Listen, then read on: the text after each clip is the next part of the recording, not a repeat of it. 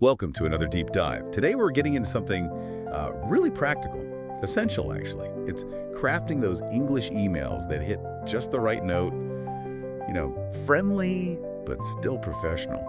We've looked at some great material, including some really insightful bits on crafting professional and friendly English emails to really get under the hood of writing well. We've all been there, haven't we? Staring at that blank screen wondering, does this sound okay? Is it too pushy, too weird? So our goal today is simple. Give you the tools, the insights to handle your inbox confidently.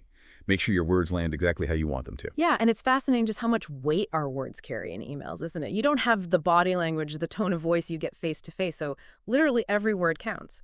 This deep dive, I think, will really show why that tone matters so much and how to master it. Did you know there was a Statista report? It said most business folks handle over 120 emails every single day. Wow, 120 a day. Yeah, that's a huge number of chances to make an impression or, not the best impression.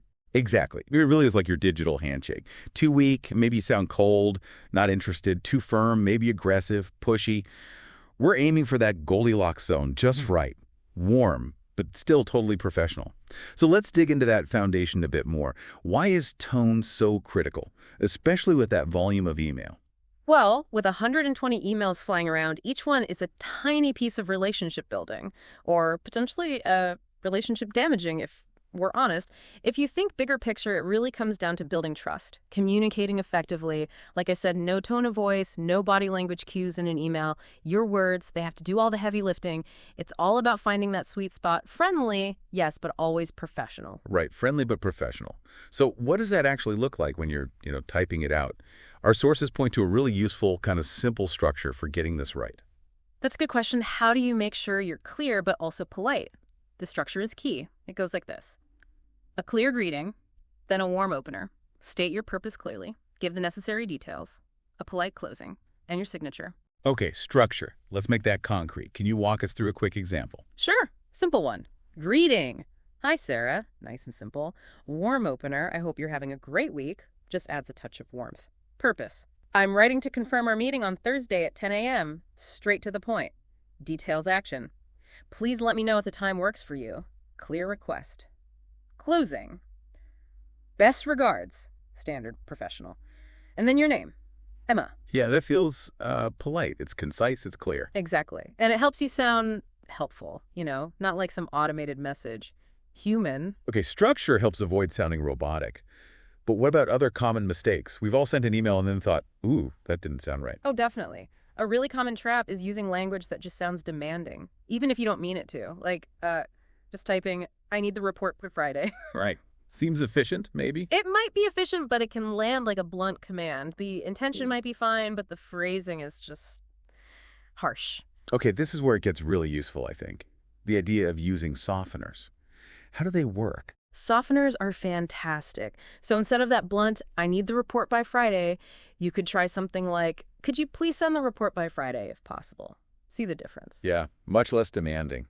Or even, it would be really helpful to have the report by Friday. Let me know if that works. Adding things like, could you, please, if possible. Exactly those. They soften the request. They make you sound polite, collaborative, like you're working with them, not just ordering them around. Collaborative, not pushy. Yeah. I like that. So beyond softening direct requests, are there other little language tricks? Phrases that just instantly make an email feel warmer, more professional? Oh, absolutely. There are some great little phrases that really boost the tone. Simple additions, but they make a big difference. Things like starting with just a quick note to, or maybe, hope this finds you well. Yeah, those feel friendly. Right. Or when asking for something, thanks in advance can be good. Or closing with, let me know if you have any questions. Or maybe looking forward to your response. Little things. Okay, so those are the do's. What are the don'ts? Phrases to maybe steer clear of, things that sound too stiff. Yeah, good point. The sources highlight a few that often sound, well, a bit too formal or robotic for most situations, like, I am writing to inform you. It's very formal. Okay, yeah. A bit stiff. Or please be advised can sound a little parental almost. Ah, yeah, I can see that. And maybe per our last correspondence, it just feels impersonal, bureaucratic. So unless you're drafting a legal notice. Exactly. Unless it's super official, the general advice is Keep it natural. Keep it human. Write like you'd speak, more or less. That human touch seems key. Actually, speaking of things getting lost in translation or sounding off, there's a great story about sign-offs, right? Yes, the signature slip-up. It really highlights how culture and direct translation can cause issues. There was this student, right, and she signed a work email, a professional one, with, "Sincerely with love, Lily." Oh, wow. With love. Yeah. Now, her intention was purely kind. Probably a direct translation of a warm closing from her own language. She just meant to be friendly. But in an English professional context, It lands very differently. It comes across as way, way too personal, maybe even inappropriate, depending on the relationship. It creates confusion. that's a perfect example of meaning well but missing the mark because of those nuances.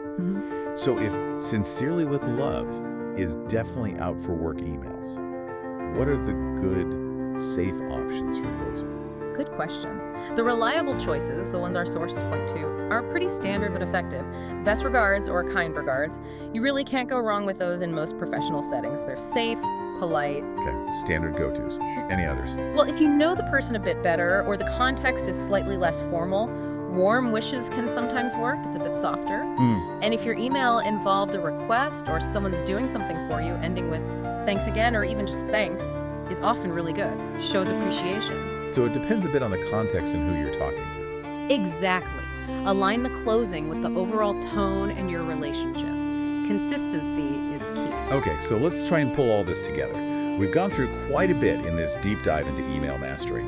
For everyone listening, what are the main things to remember? First off, that structure. It's your friend. Use a clear structure. Greeting, that warm intro, your purpose, the details, and a clear, polite closing. Absolutely. Structure provides clarity. Second, sprinkle in those polite phrases and softeners. Things like, could you, please, if possible, let me know. They really help avoid sounding demanding. Yes, those small words make a huge difference in tone. Third, keep the language natural. Don't be overly formal, don't be too casual for the situation. Aim for, human. Be yourself, but your professional self. And fourth, always proofread before hitting send. Pay special attention to that sign-off. It's the last thing they read. That final check is crucial. So, okay, we've talked about what to do, but knowledge isn't much use unless you apply it, right? The payoff here is pretty clear. Better emails mean, well, better communication, stronger relationships, you're just more effective overall. So the real question is, how do you actually start doing this? How do you make it part of your routine? Right, so here's a little challenge for you listening. This week, just pick one email, maybe one you need to write, or even one you've already drafted. Before it goes out, take a minute. Look at it through the lens of what we talked about today. Check the tone. Try adding at least one friendly phrase or one softener from our list. Make sure that sign-off feels right. Just try it. Yeah, make a conscious effort on just one email, whether it's to your manager, a colleague, a client. See how it feels. Because these small adjustments, they seem small, but they can honestly have a really profound impact on how people receive your message. There's always room to refine. Absolutely. Think about that ripple effect. Every email is a chance to build a connection, make a good impression. How could just a small shift in your email tone open up doors, smooth things over, or just make your work life a little bit easier? Lots to think about there. Keep exploring, keep learning,